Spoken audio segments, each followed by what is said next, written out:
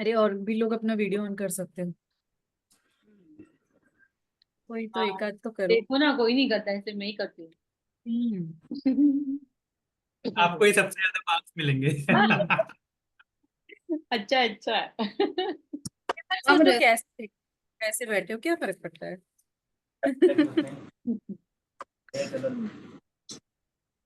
केलं की हे झालं असं सारखं करावं लागतं.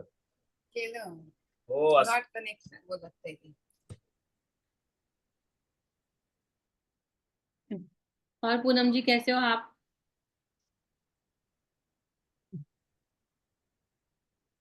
म्यूट पे है पूनम ओके। पे।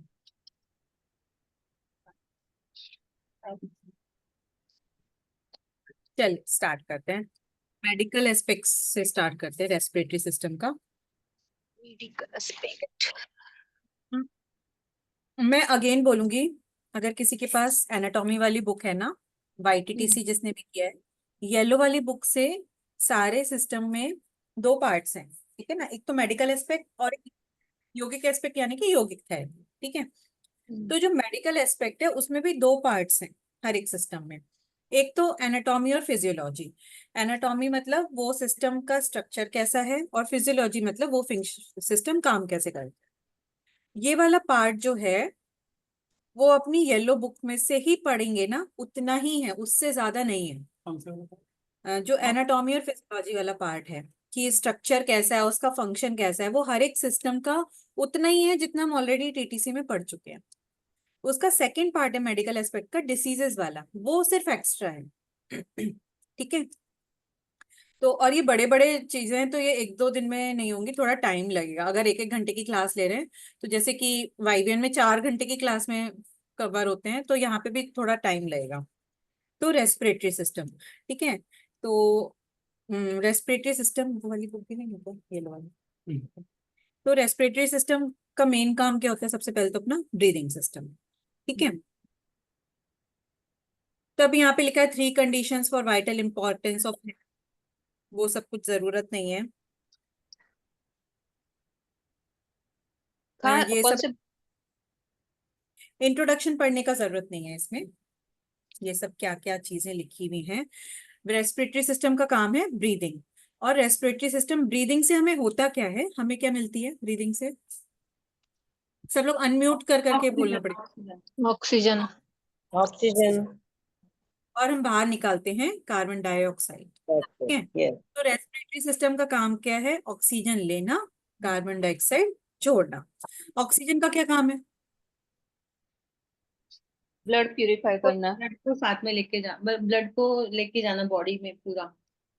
नहीं नहीं, वो तो ब्लड का काम है ऑक्सीजन को लेके जाना, ग्लूकोज पूरी के बॉडी। साथ मिलके एनर्जी क्रिएट करना। हाँ, ये कौन बोला? वेरी गुड दीपाली जी। तो ब्लड ऑक्सीजन को पूरी बॉडी में लेके जाता है। तो blood is a vehicle, oxygen उसका यात्री है, ठीक है। और ऑक्सीजन चाहिए क्यों? हर एक सेल में जाके ऑक्सीजन जो है, जो हमें एनर्जी मिलती है, वो हमारे ऑक्सीजन की वजह से ही मिलती है, ठीक है। ग्लूकोज के साथ, जैसे दीपाली जी ने बताया, ग्लूकोज के साथ ऑक्सीजन रिएक्ट करती है और हमें एनर्जी मिलती है, ठीक है। और उसमें कार्बन डाइऑक्साइड रिलीज होती है जो हमारे बॉडी से बाहर निकल जाती है। तो ये पता होना चाहिए कि ऑक्सीजन चाहिए क्यों, पहले तो करती क्या हमारी बॉडी में ऑक्सीजन, ठीक है। तो ये इंट्रोडक्शन में ऐसा कुछ खास नहीं है। अभी रेस्पिरेटरी साइकिल, ठीक है, यहाँ से पढ़ेंगे रेस्पिरेटरी साइकिल, थर्ड पैराग्राफ कुछ है। Respiratory cycle consist of inspiration expiration, ऐसा कुछ लिखा हुआ दिखा ना? आज मेरी नहीं है क्या? अच्छा, स्वागत है, स्वागत है। टीटीसी के बुक से नहीं नहीं नहीं, ये आपके वाईएनटीसी वाला ही मैनुअल है। लास्ट पैरा है।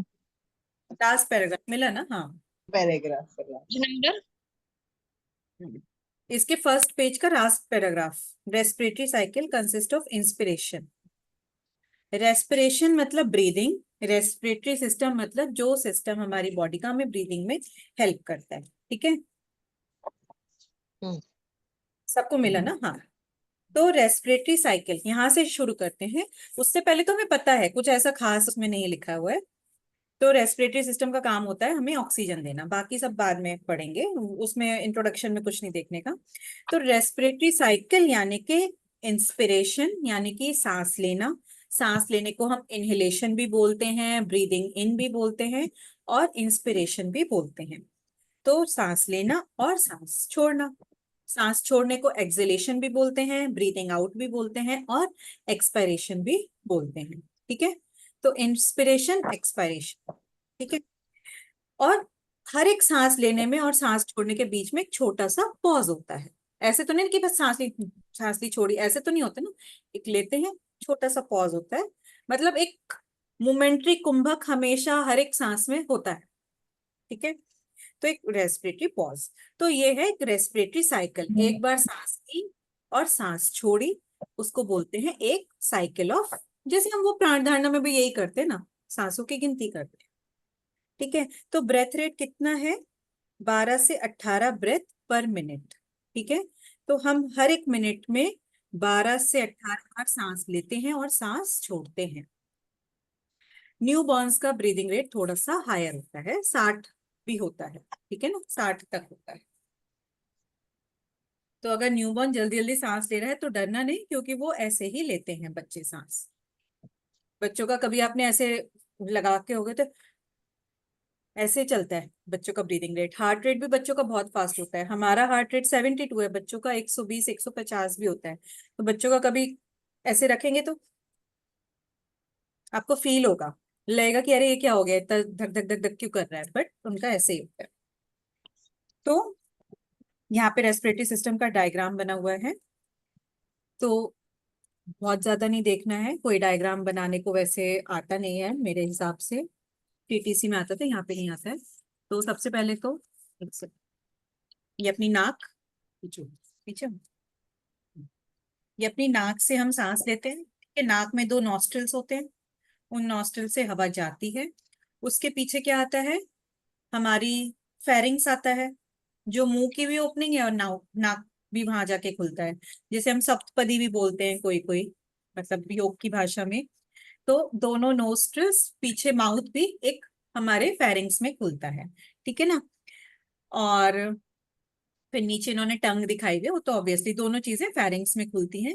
फेरिंग्स के बाद से पाथ जो है चेंज हो जाता है, माउथ चला जाता है, माउथ वाले पाइप में चीजें चली जाती हैं, फूड पाइप में, और सांस वाली चीजें विंड पाइप में चली जाती हैं। ठीक है ना, तो यहाँ पे फेरिंग्स के बाद आता है ये वोकल कॉर्ड्स। ये डायग्राम कोई आता नहीं है पूछने को, आपको बस पता होना चाहिए, जस्ट देखने के लिए है। सीधे बस फेरिंग्स के बाद विंड पाइप होता है मेन तो।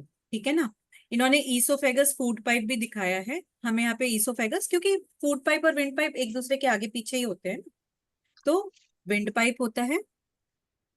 अभी विंड पाइप जो है, विंड पाइप के ऊपर जो कवरिंग होती है, वहां पे हमारा वो होता है लैरिंग्स, जिसे हम वॉइस बॉक्स भी बोलते हैं अपना। तो लैरिंग्स के ब्रैकेट में आप लोग वॉइस बॉक्स भी लिख सकते हो। ठीक है ना, जिससे हमारी आवाज आती है। यहाँ पे वोकल कॉर्ड वगैरह बताया हुआ है, वोकल कॉर्ड लैरिंग्स के अंदर ही हो। ठीक है ना, तो ट्रैकिया जिसे हम विंड पाइप भी बोलते हैं। ठीक है, तो ट्रैकिया एक ब्रांच हुई, ये आगे जाके 2 पार्ट्स में डिवाइड हो जाती है। ठीक है, तो जो 2 ब्रांचेस में डिवाइड होती है, left bronchi, left bronchus, right bronchus. Bronchus, bronchi, ये सब एक ही टर्म्स है, प्लूरल और सिंगुलर, मतलब एक वचन बहुवचन का अंतर है बस। ठीक है ना, तो ब्रोंकाई ब्रोंकस सब एक ही बात है, आप ब्रोंकाई ब्रोंकस कुछ भी लिखोगे, यहाँ पे कोई वचन हिंदी भी इंग्लिश का एग्जाम नहीं है, प्लूरल सिंगुलर कोई नहीं देख रहा। तो लेफ्ट और राइट ब्रोंकस। ठीक है, वो 2 ब्रोंकस जो है, राइट वाला राइट लंग में खुलता है, लेफ्ट वाला लेफ्ट लंग में खुलता है। ठीक है, तो ब्रोंकस आगे जाके लंग में देखो, वो पूरा एक बिल्कुल पेड़ की तरह ही होता है ना, बिल्कुल एक पेड़ की तरह बहुत सारी ब्रांचेस खुल जाती हैं उसकी, ब्रोंकस की। ठीक है, तो ब्रोंकस की फर्दर जो छोटी छोटी छोटी ब्रांचेस खुलती हैं उनको बोलते हैं ब्रोंकियोल्स। मतलब ब्रोंकस पापा है, ब्रोंकियोल्स उसके छोटे छोटे छोटे छोटे पिल्लू बच्चे हैं, ऐसे समझिए। ठीक है, और फिर उनके सबके ब्रांचेस की टिप्स पे, जैसे होते हैं ना पेड़ के सबके ऊपर फ्लावर लगा होता है, लास्ट में लीफ लगी होती है, तो सबके टिप पे वो होते हैं बैलून का गुच्छा, या फिर हेलो। जिन्हें एल्विलाई बोलते हैं। एल्विलाई कैसे होते हैं, जैसे कि यहाँ ग्रेप्स का बंच जैसे होता है ना, वैसे होते हैं। ठीक है, तो हर एक ब्रोंकियोल्स, ब्रोंकाई, दो लंग में खुले, दो ब्रोंकाई, वो फर्दर फर्दर बहुत सारी ब्रांचेस में डिवाइड हो गए। ये ना पूरा नहीं आ रहा वीडियो, ऐसे ऐसे मतलब ना, यहाँ जा रही हूँ तो इधर से दिखता है मुझे। थोड़ा पीछे। अच्छा, एक सेकेंड। हाँ, तो वो डिवाइड हो जाता है और फिर वो बहुत सारी ब्रांचेस में डिवाइड होता है, जिसे बोलते हैं ब्रोंक्यूल्स। और ब्रोंक्यूल्स के हर एक टिप पे होता है एक अंगूर का गुच्छा, जिसे बोलते हैं एल्वेलाई। ठीक है, अंगूर नहीं होते, एल्वेलाई बोलते हैं, अंगूर का गुच्छा जैसे दिखते हैं। ठीक है, तो वो ये लंग्स के अंदर ये सब होता है। ठीक है, लंग्स क्या है, वही एल्वियोलाई का ये सब कॉम्बिनेशन से लंग्स बने। लंग्स क्या है, बस उस सब के ऊपर एक कवरिंग होती है। ठीक है ना, तो कुछ तो कवरिंग चाहिए ना। तो और लंग्स के जस्ट नीचे डायफ्राम होता है, जो लंग्स को पेट से सेपरेट करता है। ठीक है ना, हमारी चेस्ट को पेट से सेपरेट करता है। अभी ब्रीदिंग ऑफ फीटस कि फीटस मतलब जो पेट में जो बच्चा होता है वो कैसे ब्रीथ करता है जब तक लंग्स नहीं बने होते हैं। तो इसमें भी कोई ज्यादा ऐसे पूछता नहीं है फीटस कैसे भी ब्रीथ करता है। जब तक, अब जैसे मछली कैसे ब्रीथ करती है, मछली के तो लंग्स नहीं होते हैं। और पानी में तो हवा हवा, मछली तो पानी में रहती है, तो पानी में ऑक्सीजन घुली हुई होती है। ठीक है ना, तो मछली के होते हैं अलग इंस्ट्रूमेंट होते हैं, उनके गिल्स होते हैं वो घुली हुई ऑक्सीजन अंदर लेने के लिए। तो जब बच्चा पेट के अंदर होता है तो वो पानी के अंदर ही होता है। तो मम्मी के थ्रू उसको, जो उसका जिस पानी के अंदर होता है जिसे एमनियोटिक फ्लूइड बोलते हैं, उसके अंदर ऑक्सीजन आ जाती है ब्लड के थ्रू। और वो ऑक्सीजन से वो बच्चे अलग टाइप से सांस ले लेते हैं। ठीक है, देखो इसमें लिखा हुआ है कैसे लेते हैं। वो कोई पूछने नहीं वाला है, ये कोई नहीं पूछता है, बट जस्ट किसी को जानकारी के लिए चाहिए, तो यहाँ पे लिखा हुआ है, एक बार आप लोग पढ़ लो।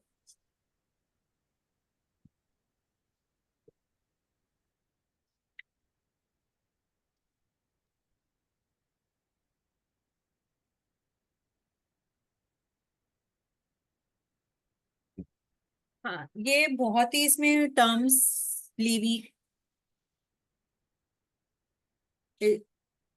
हाँ इसमें बहुत ज्यादा साइंटिफिक टर्म्स हैं। इसको नहीं भी पढ़ोगे, कंप्लीटली स्किप कर देंगे तो भी चलेगा। कि बच्चे के हार्ट में एक होल होता है that allows the blood to flow from the right atrium of the heart to the left, and a channel that bypass the lungs. Because exchange of occurs, most blood bypasses the fetal lungs.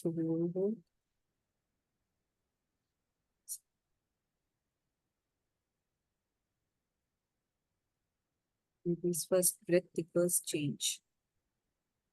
तो ultimately जब blood lungs में वो oxygen lungs लेते हैं, तो वो oxygen जाती कहाँ है, सबसे पहले तो हार्ट के पास जाता है। ठीक है ना, तो हार्ट ही पूरी बॉडी में ऑक्सीजनेटेड ब्लड सप्लाई करता है। वो तो पता है ना कि सबसे पहले ऑक्सीजन लंग्स में आई, तो हार्ट सबसे पहले वो ऑक्सीजन वेन्स के थ्रू, आर्टरीज के थ्रू हार्ट की तरफ जाती है, और हार्ट पूरी बॉडी में ऑक्सीजनेटेड ब्लड सप्लाई करता है।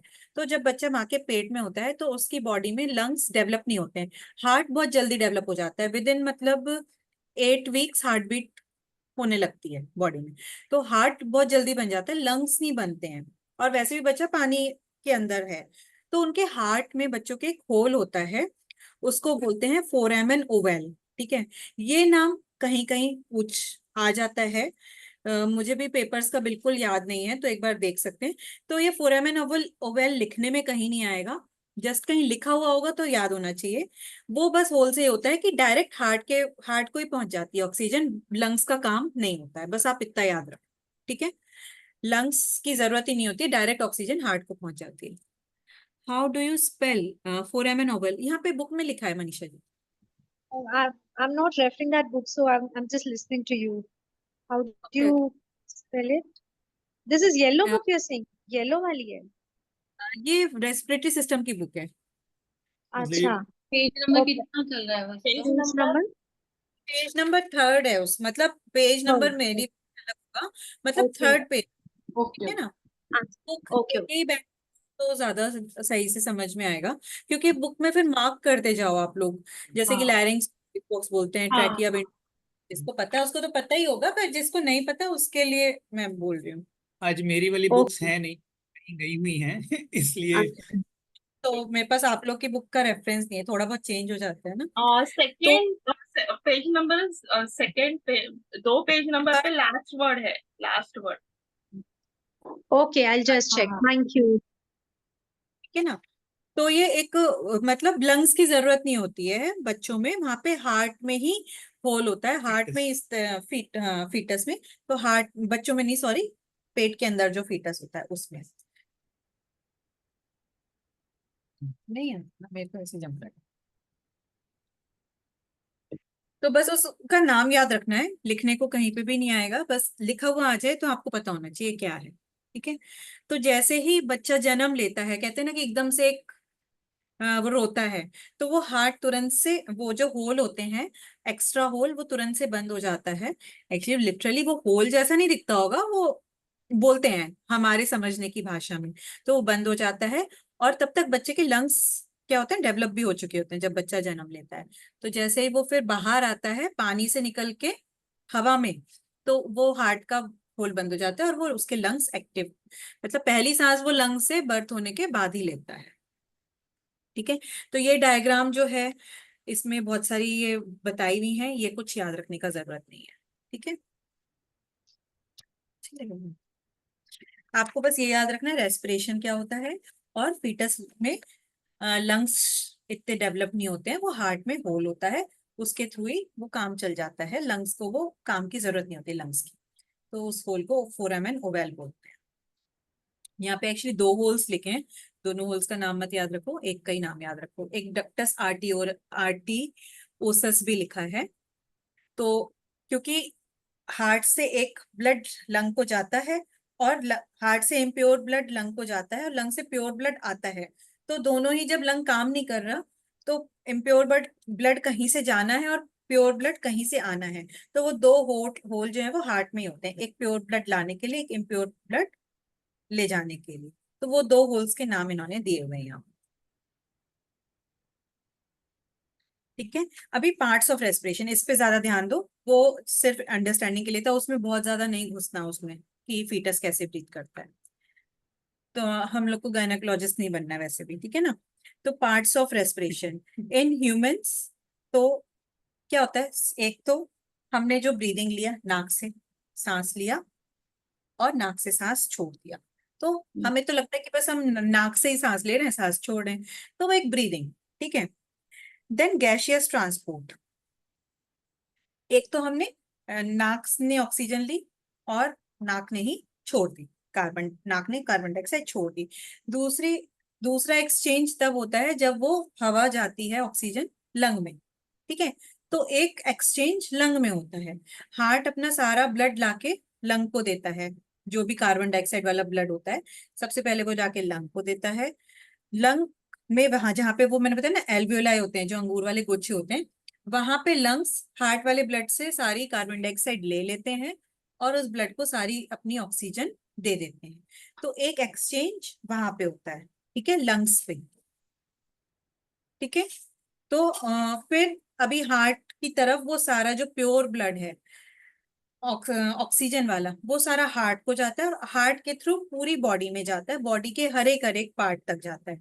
तो हर एक सेल तक जब ब्लड पहुंचता है, तो हर एक सेल पे भी ये एक्सचेंज होता है, हर एक सेल ऑक्सीजन ले लेता है ब्लड से और कार्बन डाइऑक्साइड दे देता है।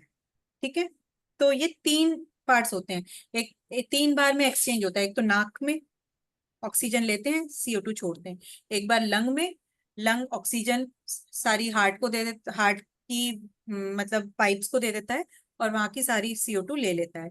और जब हार्ट सब सेल्स में ब्लड पंप करता है, तो हर एक सेल वो ब्लड से ऑक्सीजन ले लेता है और CO2 उसको दे देता है। ठीक है। फिर चौथा इन्होंने लिखा सेलुलर रेस्पिरेशन। सेलुलर रेस्पिरेशन मतलब हर एक सेल में वो जो फाइनल जो होता है कि ग्लूकोज उस ऑक्सीजन को यूज करके एनर्जी बनाता है और कार्बन डाइऑक्साइड निकलती है। ठीक है। तो ये पार्ट्स ऑफ रेस्पिरेशन मतलब 4 ऑक्सीजन धीरे धीरे धीरे धीरे कहाँ कहाँ तक बॉडी में जाके कैसे कैसे काम करती है, ऐसे समझ लो। ये भी पार्ट्स ऑफ रेस्पिरेशन नहीं आता है ऐसे क्वेश्चन में, लॉन्ग क्वेश्चन में कि 4 पार्ट्स लिखो रेस्पिरेशन के, बट आपको पता होना चाहिए एक मैकेनिज्म। ठीक ठीक है, कि एक नाक में होता है, एक लंग में, एक हर एक टिश्यू पे, और एक हर एक सेल के अंदर। ठीक है, समझ में आया? थोड़ा कंफ्यूजिंग है। यस सुधा जी, समझ में आया, थैंक यू।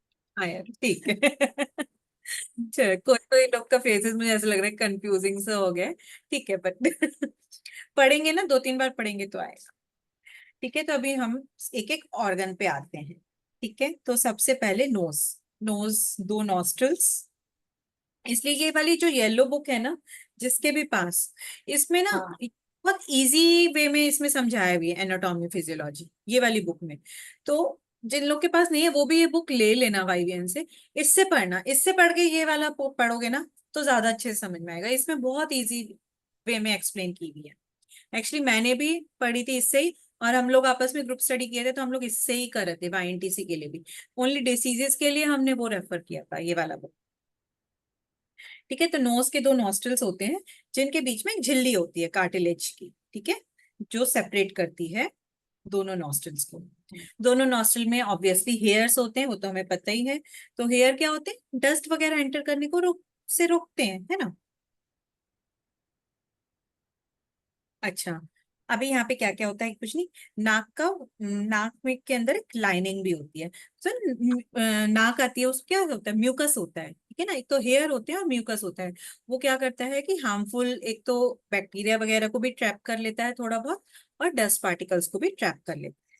ठीक है, तो अभी जब नाक के थ्रू हवा पास होती है तो एक तो हवा थोड़ी सी गर्म हो जाती है। ठीक है, तो जो नाक की लाइनिंग होती है उसका ये काम होता है हवा को थोड़ा सा गर्म करना। बाहर की जो हवा थोड़ी जो ठंडक है उसमें, वो हमारे शरीर को थोड़ी सी गर्म गर्म चाहिए, तो अपने अकॉर्डिंग वो गर्म करता है, वार्म करता है एयर को, उसमें थोड़ा मॉइस्चर ऐड करता है। ठीक है, वो तो म्यूकस होता ही है ना। और म्यूकस सिक्रीशन जो है वहां का, वो कुछ डस्ट वगैरह या फिर बैक्टीरिया वगैरह को ट्रैप कर लेता है। ठीक है,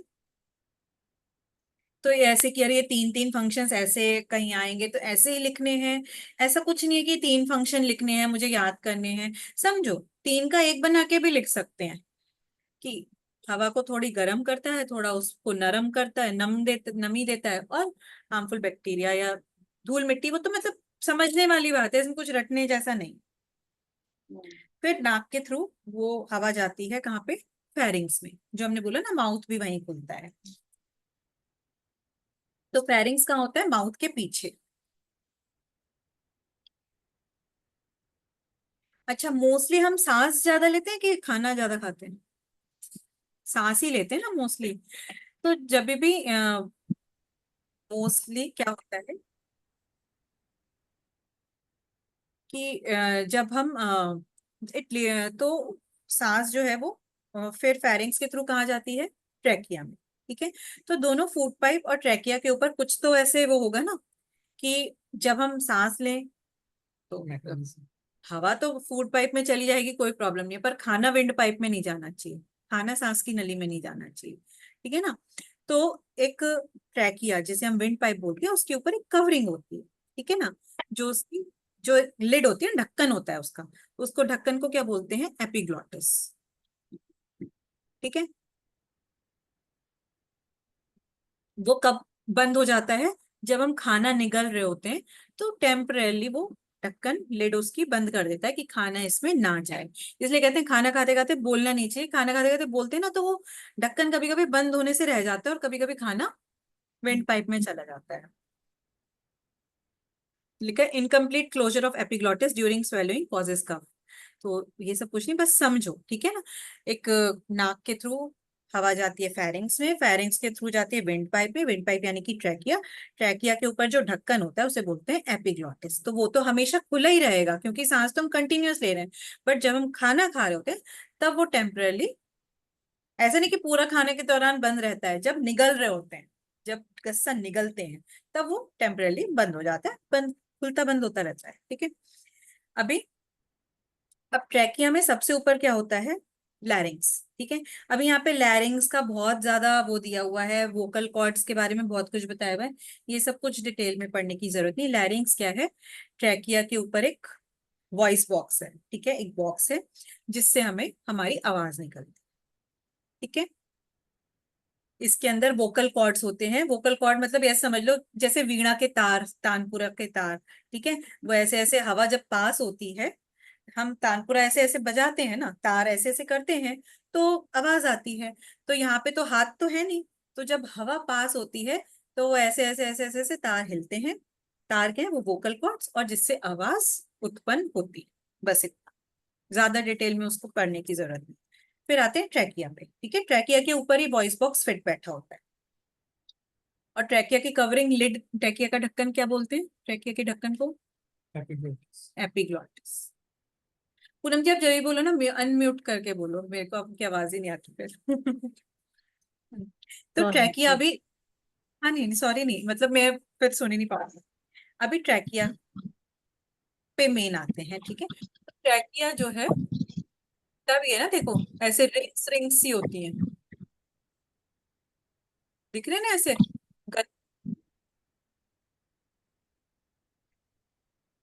रिंग्स रिंग्स, आप खुद भी फील कर सकते हो ना। तो ट्रैकिया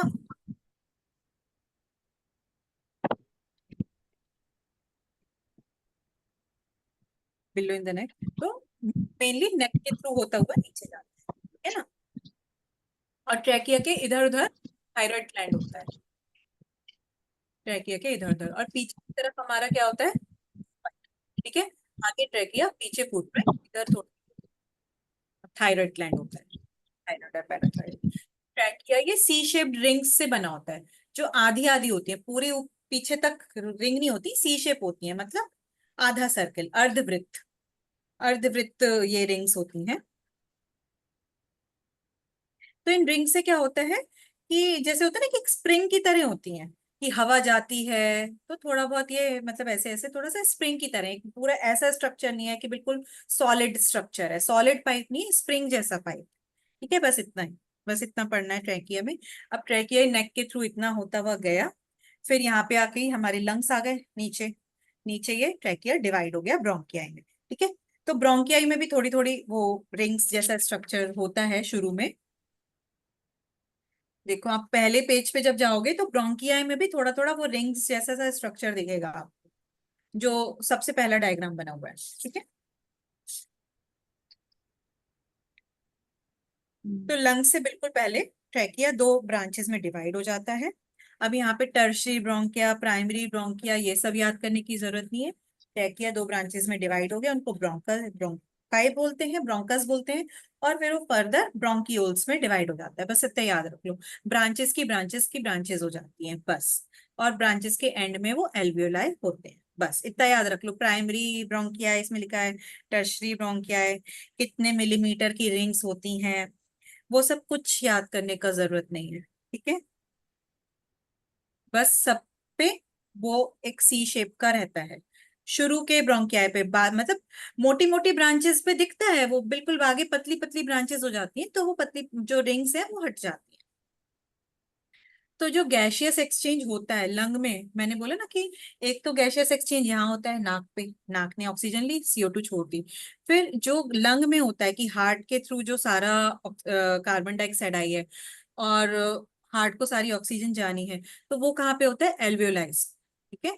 एल्वियोलाई की वॉल्स जो होती हैं, ऐसे ग्रेप्स के गुच्छे होते हैं, उनकी वॉल्स क्या होती हैं, बड़ी पतली पतली होती हैं। तो वहां पे जो होती है पल्मोनरी वेन, जो हार्ट से लंग की तरफ ब्लड लेके आती है, उसको बोलते हैं पल्मोनरी आर्टरी, ठीक है। जो हार्ट से ब्लड लेके आती है लंग्स की तरफ, तो वो पल्मोनरी आर्टरी बहुत सारी ब्रांचेस में डिवाइड होके सारे जो एल्वियोलाई होते हैं उनके चारों तरफ एक नेटवर्क बना लेती है। तो वहां पे सारा गैशियस एक्सचेंज होता है, वो सब वहां से सारा CO2 एल्वियोलाई में चला जाता है, और सारा ऑक्सीजन जो है वो उन वाली हार्ट की जो वेसल्स होती हैं उसमें चले जाता है।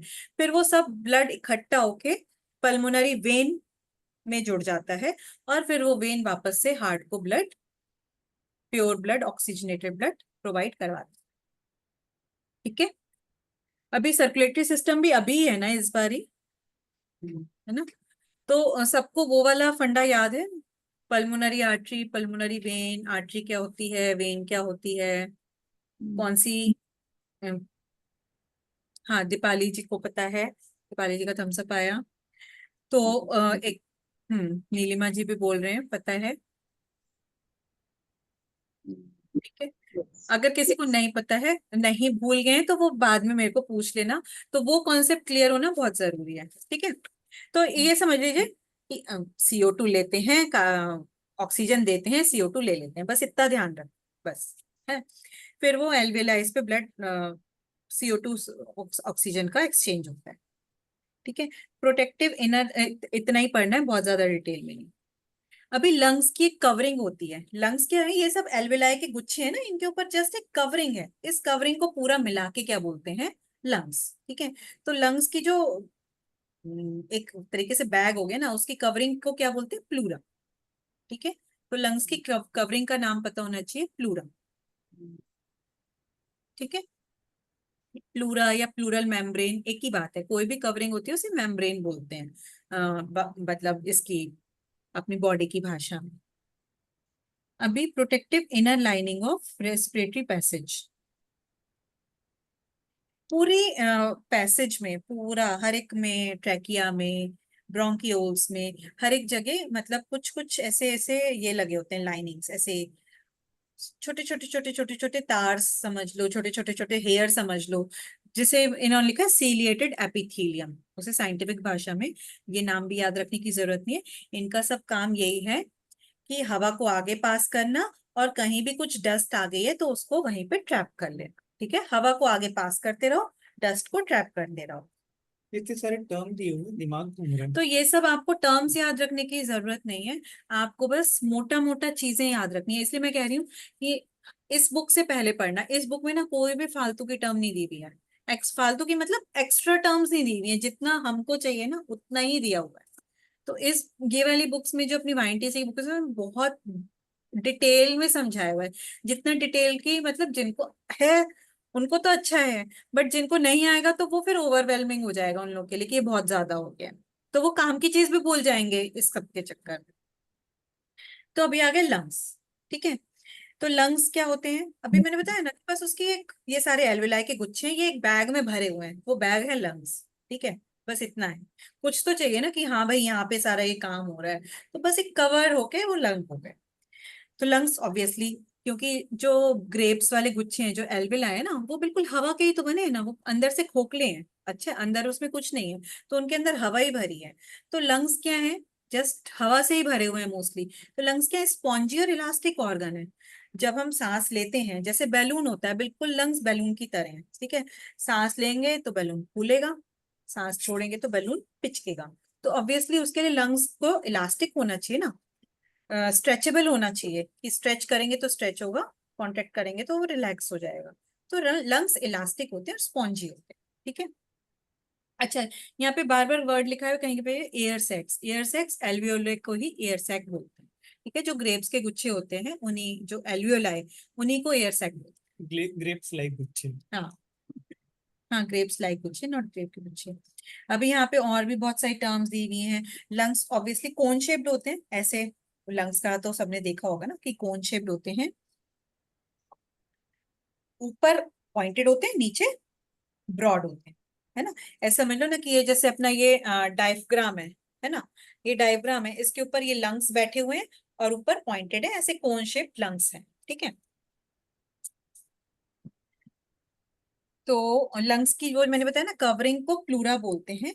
तो प्लूरा जो है, अंदर वाली प्लूरा मतलब दो पार्ट्स की कवरिंग होती है, मतलब दो लेयर्स होती हैं उसमें। अंदर वाली लेयर विसरल प्लूरा, और बाहर वाली लेयर को पेराइटल प्लूरा। ये कोई पूछ लेता है, एक्चुअली विसरल मतलब जो भी अंदर वाली चीज होगी उसे विसरल बोलते हैं, ठीक है। जो सबसे अंदर कवर कर रही है उसको बोलते हैं विसरल। तो अंदर वाली विसरल, बाहर वाली पेराइटल, पेरेंट से याद कर लो, पेराइटल। और दोनों कवरिंग्स के बीच में भी फ्लूइड भरा होता है, जिसे प्लूरल फ्लूइड बोलते हैं। अभी प्लूरल कवरिंग है तो उसके बीच के फ्लूइड को भी प्लूरल फ्लूइड बोलेंगे। फ्लूइड किस लिए है? कि जस्ट वो शॉक एब्जॉर्बर, जैसे बबल रैप होती है ना, कि बबल रैप्स करते हैं ना, कोई भी अगर हम कोई फ्रेजाइल चीज कैरी कर रहे होते हैं तो बबल रैप में आती है। तो बबल रैप में क्या होती है, हवा भरी होती है कि कुछ भी वो गिरेगी, कुछ तो टूटेगा नहीं अंदर का सामान। तो उसीलिए ये सब कवरिंग्स होती हैं कि गिरे टूटे। और कवरिंग्स, हर एक कवरिंग के बीच में लिक्विड भरा होता है जिससे कि वो कुछ हम गिरे तो डैमेज ना हो अंदर के सामान को। तो ये सब कवरिंग्स के बीच का जो फ्लूइड है वो बबल रैप की तरह काम करता है। ठीक है, बाकी उसमें और कुछ बहुत कुछ है, वो सब कुछ नहीं पढ़ने की जरूरत है। बस कवरिंग का नाम याद रखना है। लंग्स क्या होते हैं, स्पॉन्जी ऑर्गन होते हैं, कोन शेप्ड होते हैं, डायफ्राम के ऊपर बैठे हुए होते हैं। अच्छा, एक और चीज, लंग एक राइट में है एक लेफ्ट में है। अब हमें पता है कि हमारा हार्ट जो है वो है तो दोनों लंग्स के बीच में, बट थोड़ा सा हार्ट किस तरफ होता है अपना, Left. Left थोड़ा side. सा, ठीक है ना। अभी लेफ्ट तरफ हमारा हार्ट भी है, तो इसलिए लेफ्ट लंग थोड़ा सा छोटा होता है, राइट लंग थोड़ा सा बड़ा होता है। राइट लंग में 3 लोब्स होती हैं, 3 कंपार्टमेंट्स होते हैं। लेफ्ट लंग में 2 ही कंपार्टमेंट्स। ठीक है, तो टोटल कितने कंपार्टमेंट्स होते हैं दोनों लंग्स मिला के, 5 कंपार्टमेंट। ठीक है, राइट वाले में 3, लेफ्ट वाले में 2, क्योंकि लेफ्ट में हार्ट है तो हार्ट की वजह से वो लेफ्ट वाला लंग थोड़ा छोटा है। बस इतना ही याद रखना है। अभी blood supply to the lungs, अभी यहाँ पे वो चीज आई जो मैंने अभी आपको बताई थी कि एक्सचेंज होता है। ये पूरा एक्सचेंज यहाँ पे बहुत टफ उसमें बताया हुआ है। देखो, नाक से तो सांस चली गई, ऑक्सीजन ली, नाक ने छोड़ दी CO। अभी पल्मोनरी आर्टरी और पल्मोनरी वेन का फंडा जिनको नहीं पता है एक बार और यहाँ पे समझ लेते हैं, वही फंडा यहाँ पे एक्सप्लेन किया हुआ है। हार्ट से कोई भी पाइप जब ब्लड हार्ट से जाता है तो उसको बोलते हैं आर्टरी। ठीक है, ये आप लोग याद रख लो, सर्कुलेटरी सिस्टम में भी ये टर्म्स काम आएंगे। और हार्ट की तरफ जब ब्लड आता है तो उस पाइप को बोलते हैं वेन। ठीक है, अभी हार्ट तो सबको ऑक्सीजन प्रोवाइड कर रहा है, ऑक्सीजनेटेड ब्लड। तो सारी आर्टरीज में ऑक्सीजनेटेड ब्लड, जो हम प्योर और इम्प्योर बोलते हैं, तो प्योर मतलब ऑक्सीजन वाला, इम्प्योर मतलब कार्बन डाइऑक्साइड वाला। ऐसा नहीं गंदा खून, अच्छा खून, मतलब प्योर मतलब ऑक्सीजन वाला, प्योर ब्लड लाल दिखता है। ठीक है, और इम्प्योर मतलब CO2 वाला, कार्बन डाइऑक्साइड वाला, वो ब्लू दिखता है। ठीक है, तो सारी आर्टरीज में रेड ब्लड होता है और सारी वेन्स में ब्लू ब्लड होता है, जो हमें हाथ में दिखती भी है ना। वेन्स थोड़ी होती हैं स्किन के पास होती हैं, आर्टरीज थोड़ी सी अंदर की तरफ होती हैं। तो हमें अपने हाथों में मोस्टली रेड रेड वो ब्लू ब्लू लाइंस दिखती हैं, पैरों में ब्लू ब्लू लाइंस दिखती हैं, वो क्या होती है, वेन्स, ग्रीनिश सी ब्लूइश सी। ठीक है, पर हार्ट तो सबको ऑक्सीजन दे रहा है, पर हार्ट खुद ऑक्सीजन कहाँ से ले रहा है?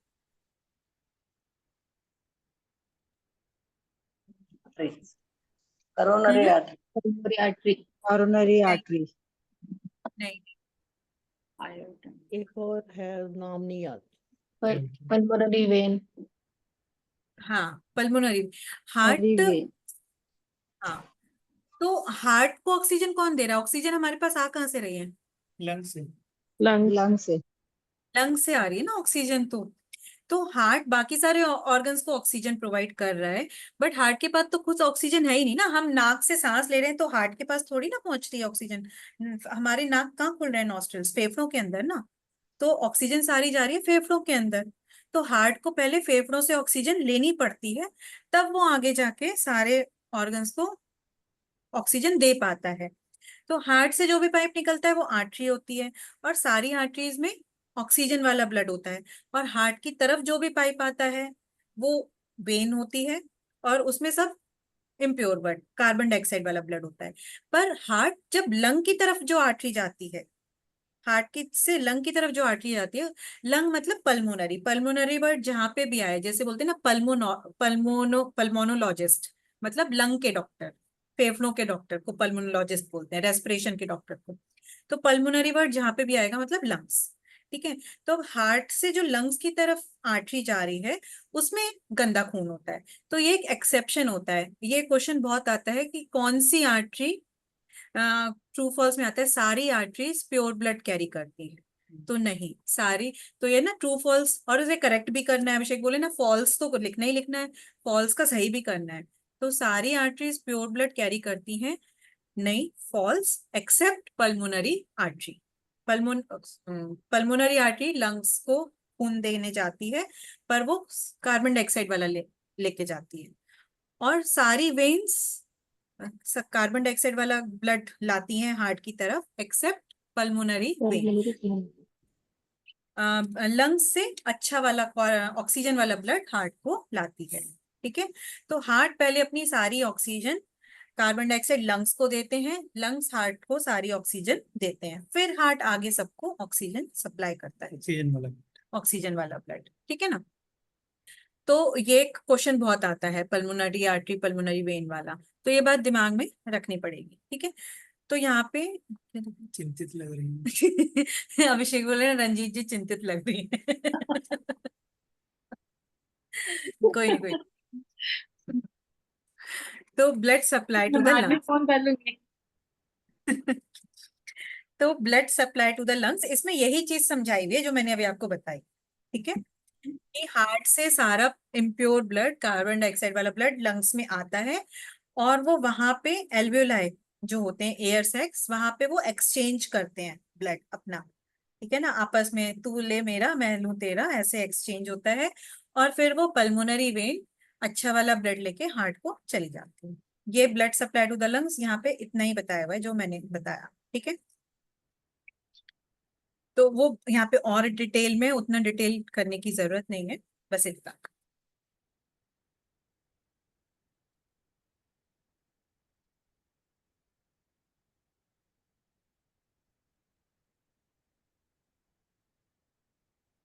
यहाँ पे बहुत सारे डायग्राम्स भी बने हुए हैं, गैस एक्सचेंज दिखाया है, पल्मोनरी वेन्यूल, पल्मोनरी आर्टेरियल, ये सब डायग्राम्स कोई नहीं पूछता है, कोई नहीं आता है, बस याद रख लो।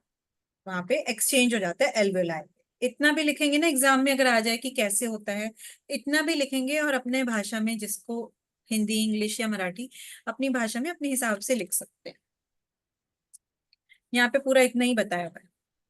अभी सीधे आते हैं थोरैक कैविटी में, थोरैसिक कैविटी।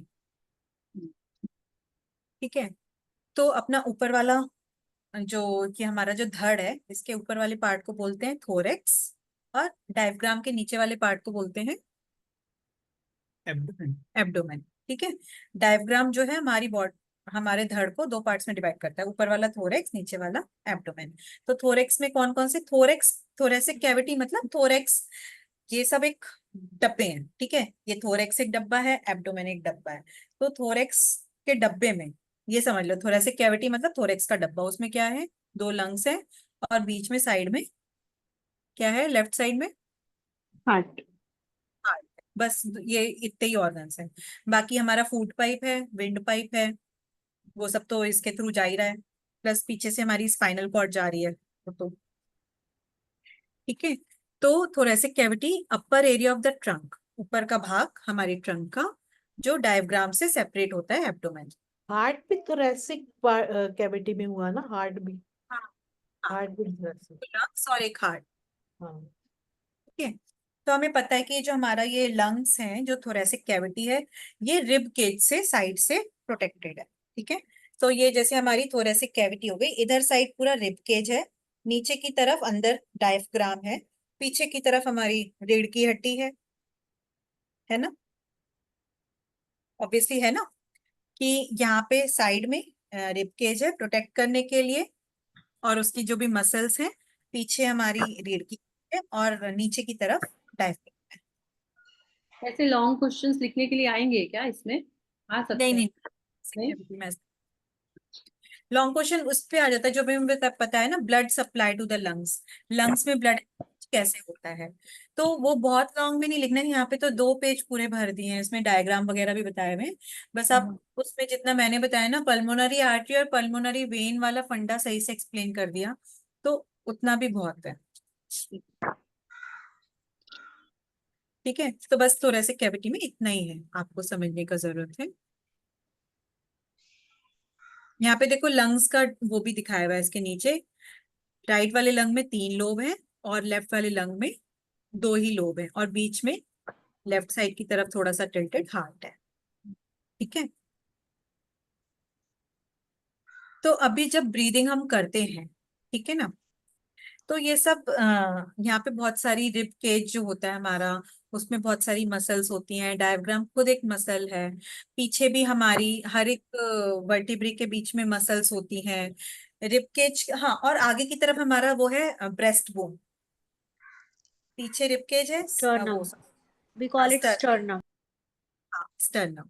तो पीछे स्पाइनल कॉर्ड है, वर्टिब्रल कॉलम, हमारी रीढ़ की हड्डी, साइड में रिब केज है और आगे है स्टर्नम। ठीक है, तो ये पूरा हड्डियों से प्रोटेक्टेड है हमारा लंग्स और हार्ट, क्योंकि ये हमारी बॉडी के सबसे महत्वपूर्ण ऑर्गन है। इनको तो हमेशा काम करना ही करना है, ठीक है ना। तो इसलिए ये होता है ना कि कार्डबोर्ड बॉक्स में, लकड़ी के बॉक्स में आए हैं ये, ठीक है, नॉर्मल हल्के फुल्के प्लास्टिक में नहीं आया है, अच्छे से रैप होके आए हैं। तो जब हम ब्रीदिंग करते हैं तो लंग्स, तो ये सब चीजें इलास्टिक होनी चाहिए ना। ये रिब केज है, रिब केज तो इलास्टिक, हड्डियां हैं, हड्डियां तो इलास्टिक नहीं होती, पर वो जो मसल्स हैं, डायफ्राम है, वो सब इलास्टिक है। तो जब हम सांस लेते हैं तो रिब केज जो है अपनी मसल्स की सहायता से, लंग्स को फूलना है तो लंग्स फूलेंगे। और एक तो वो कवरिंग जो होती है ना, कवरिंग में भी फ्लूइड भरा होता है। तो कवरिंग की वजह से भी क्या होता है, जब लंग्स फैलते हैं तो फ्रिक्शन नहीं होता है बॉडी से। आगे जो रिब केज है ना, तो वो जो कवरिंग होती है फ्रिक्शन बच से बचाती है। तो लंग्स फैलते हैं, प्लूरा थोड़ी सी प्लूरा नहीं फैलेगी, मतलब उसका फ्लूइड बीच में से पिचक जाएगा, रिब केज एक्सपैंड करेगा। ये भी कहते हैं ना कि शोल्डर्स, जब हम प्राणायाम करते कहते हैं ना चेस्ट एंड शोल्डर ऊपर जाएगा, तो चेस्ट एंड शोल्डर के मसल्स ऊपर जाते हैं, रिब केज के मसल्स बाहर की तरफ फैलते हैं। और डायफ्राम क्या है, नीचे की तरफ आता है। डायफ्राम ऊपर है, वो थोड़ा सा नीचे की तरफ आता है, जिससे लंग्स को फूलने की अच्छे से जगह मिले। और जब हम सांस छोड़ते हैं तो डायफ्राम जो नीचे गया होता है वो वापस से ऊपर की तरफ आता है, और रिब केज वापस से अंदर की तरफ जाता है। ठीक है, और ये जो है कॉलर बोन वाला और स्टर्नम वाला पार्ट, ये थोड़ा सा नीचे की तरफ आता है। ठीक है ना, समझ में आया? We call it yogic breathing. हाँ, मतलब कोई भी ब्रीदिंग करेंगे तो ऐसे ही होता है, बट योगिक ब्रीदिंग में ये सब अच्छे से होता है, सब कुछ योगिक ब्रीदिंग Yeah, का। where we use all the three muscles: हाँ diaphragm, intercostal, and clavicular. हाँ, ठीक है। तो इंटरकोस्टल वाली कौन सी होती है, जो रिब केज Rib, और yeah, स्टर्नम के, lateral उसमें movement होता है sides में. ठीक है। तो ये सारी मसल्स के बहुत अच्छे से नाम भी नहीं याद रखते, कि रिब केज वाली जो मसल्स होती हैं उनको बोलते हैं कोस्टल, इंटरकोस्टल मसल्स, ठीक है ना। तो इंटरनल इंटरकोस्टल, एक्सटर्नल इंटरकोस्टल कौन सी होती हैं, वो बहुत डिटेल में याद करने का आपको जरूरत नहीं है, समझने के लिए है वो। ठीक है, देखो यहाँ पे लिखा है कि intercostal muscles which lie between the ribs, के बीच की मसल्स। तो अगर कोई बोले ब्रीदिंग में क्या होता है, देखो आपको ये जो अभी मैंने बताया वो ये आप अपनी भाषा में लिख सकते हो, ये डायग्राम बताने की जरूरत नहीं है, ठीक है ना। कि ऐसे ये डायग्राम बना रहे हो, ये एरो ऊपर जा रहे हैं, एरो नीचे जा रहे हैं, कुछ नहीं। आप ये लिख दो कि रिब केज बाहर की तरफ आता है इंटरकोस्टल मसल्स की फॉरवर्ड एंड अपवर्ड, और डायग्राम नीचे की तरफ आता है। इतना आप बता दोगे ना तो उतना हो जाएगा। मतलब क्वेश्चन कैसा है? एक्चुअली क्वेश्चन कैसे होता है मतलब क्या क्वेश्चन है क्या क्या actually? मसल्स यूज होती हैं ब्रीदिंग में। तो मसल्स में एक तो डायफ्राम, इंटरकोस्टल मसल्स, ये दो मसल्स ब्रीदिंग के लिए सबसे मोस्ट इंपॉर्टेंट है। तो ये क्वेश्चन आ सकता है, what are the muscles, muscles बताओ कौन कौन सी इन्वॉल्व है। तो एक तो डायफ्राम सबसे मेन, डायफ्राम पीछे आना है, ठीक है, जिससे लंग्स एक्सपेंड हो, और इंटरकोस्टल मसल्स को की सहायता से रिब केज को बाहर की तरफ थोड़ा सा एक्सपेंड करना है। यहाँ से भी स्पेस मिलेगी लंग्स को फूलने के लिए, और नीचे से भी स्पेस मिलेगी। इतना आप बता दोगे। 360 डिग्री, पूरा क्या क्या 360 डिग्री मिलेगा ना विद इंटरकोस्टल. हाँ, 360 डिग्री तो ऐसे मैं तुम्हें नहीं बता सकती, हाँ, वो पीछे। I have read that 360 degree होता है. यस. ओके ओके, पर पीछे की तरफ भी थोड़ा बहुत होना चाहिए, हाँ, पर ठीक है। तो मेनली जो होती है 75% डायफ्राम वाली, 75% रोल जो होता है लंग्स के फूलने में। देखो यहाँ पे इंटरकोस्टल मसल्स रिब केज से जुड़ी हुई है, और रिब केज क्या है, हड्डी, ठीक है। हड्डी को कितना फैला लेंगे, ठीक है ना। तो एक लिमिट है, पर डायफ्राम तो मसल है, तो मसल थोड़ा सा ज्यादा एक्सपेंड हो सकती है। तो मेनली हमारी ब्रीदिंग में सबसे बड़ा रोल है हमारे डायफ्राम का।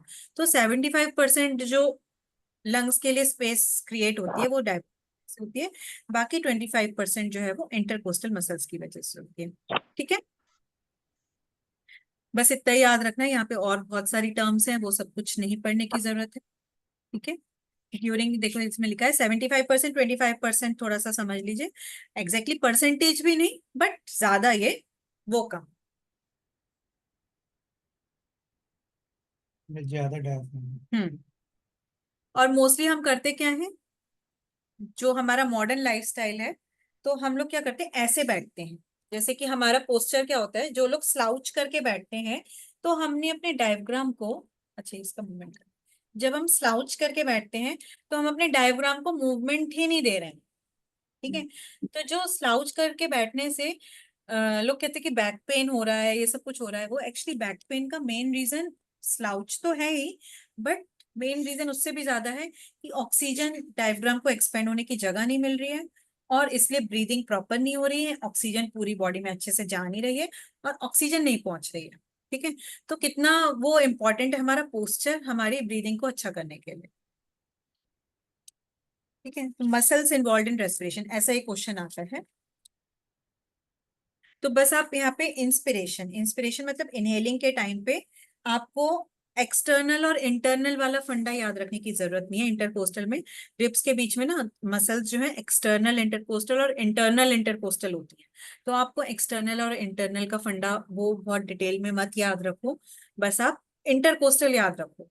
कि याद रखो इनहेलेशन के टाइम पे डायफ्राम कॉन्ट्रैक्ट होके नीचे आता है और इंटरकोस्टल मसल्स रिब केज को फैलाती हैं, और एक्सहेलेशन के टाइम पे डायफ्राम रिलैक्स होके ऊपर जाता है और इंटरकोस्टल मसल्स जो है वो हो जाती हैं, मतलब वो रिब केज को अंदर की तरफ लेती है। बस इतना याद रखो।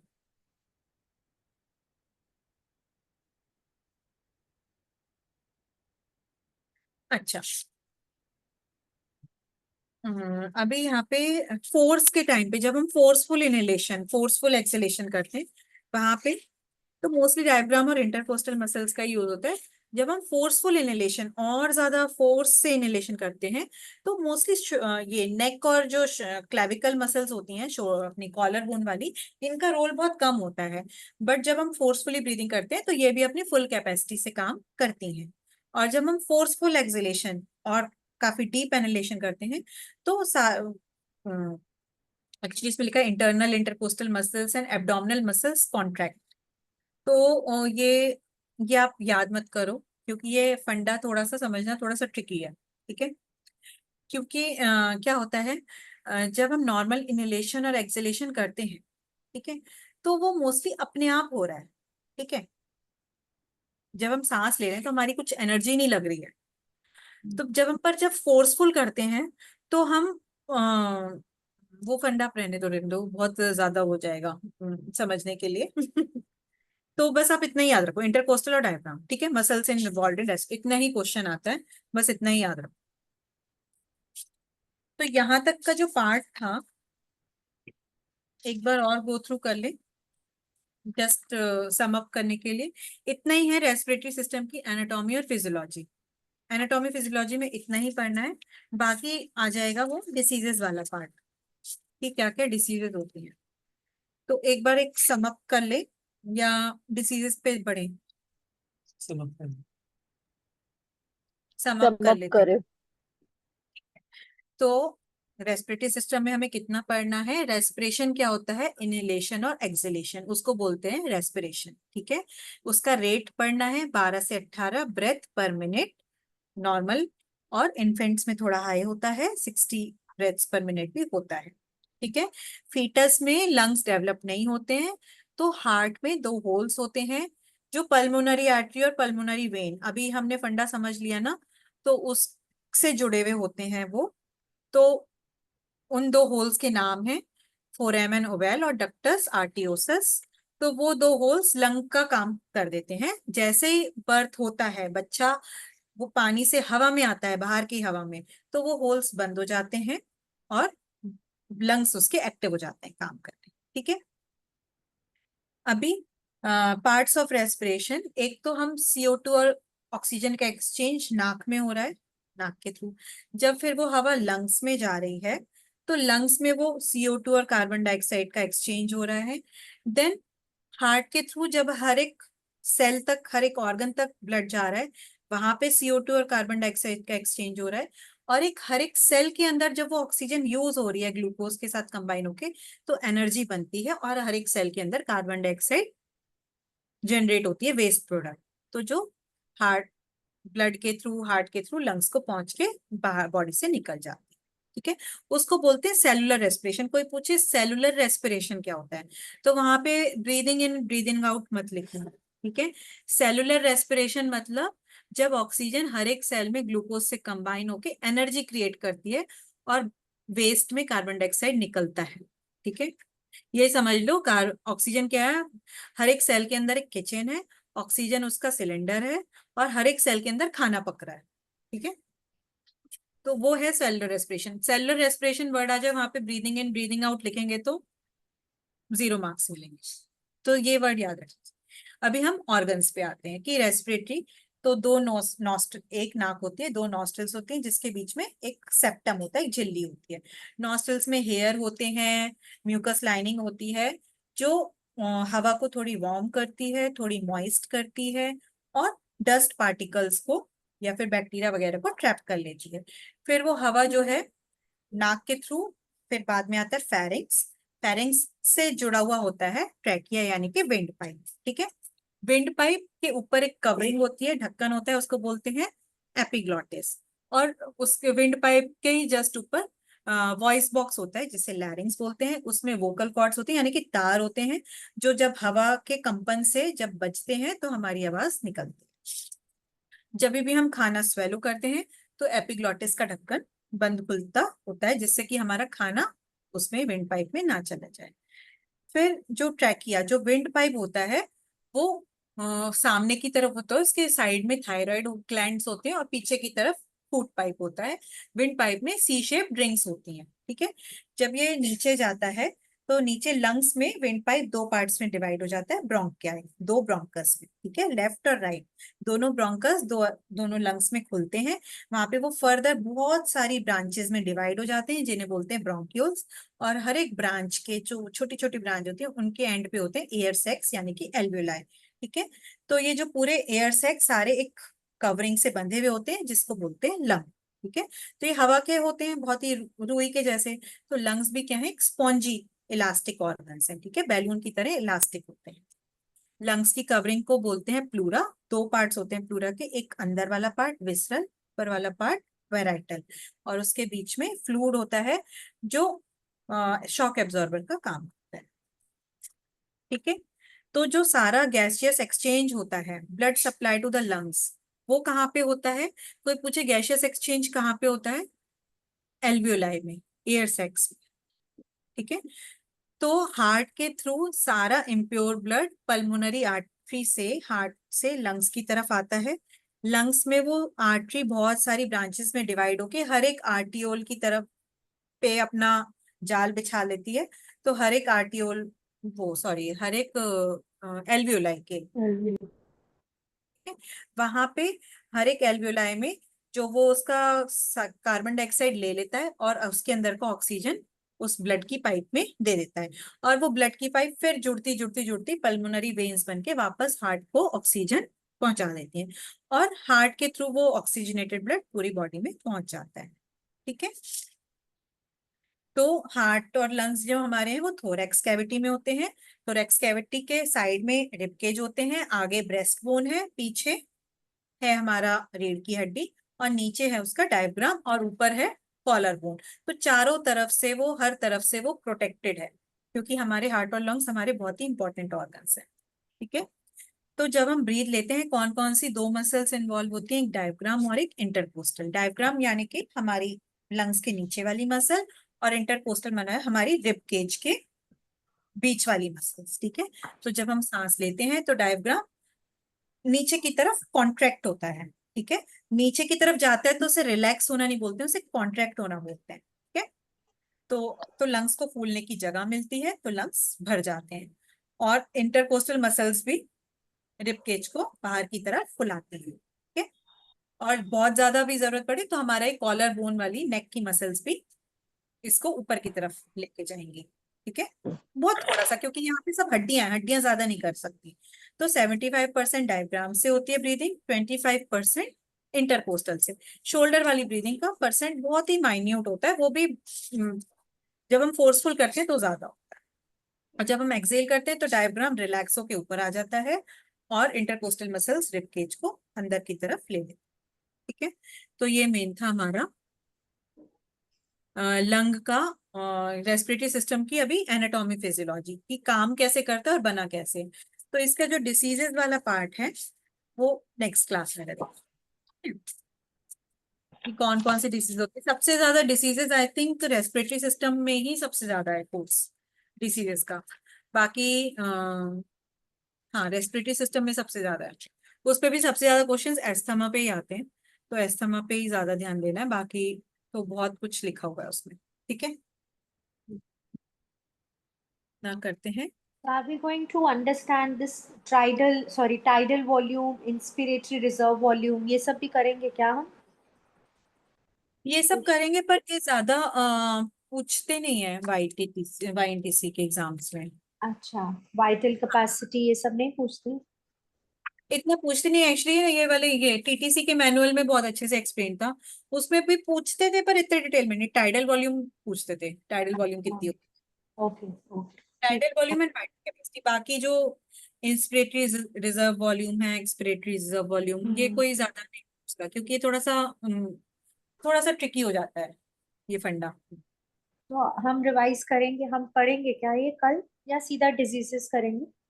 नहीं, ये करेंगे इफेक्ट्स ऑफ एल्टीट्यूड यहीं से शुरू करेंगे। अच्छा ठीक है, ओके, इफेक्ट्स ऑफ थैंक तब यू। यहाँ फिर रेस्पिरेटरी डिसऑर्डर्स पे आएंगे।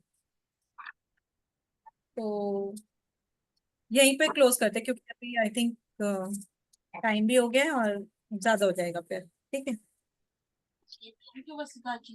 Thank you so much. Most welcome. Thank you. Thank you, Vasudha ji. Welcome, bye bye. Thank you. Bye.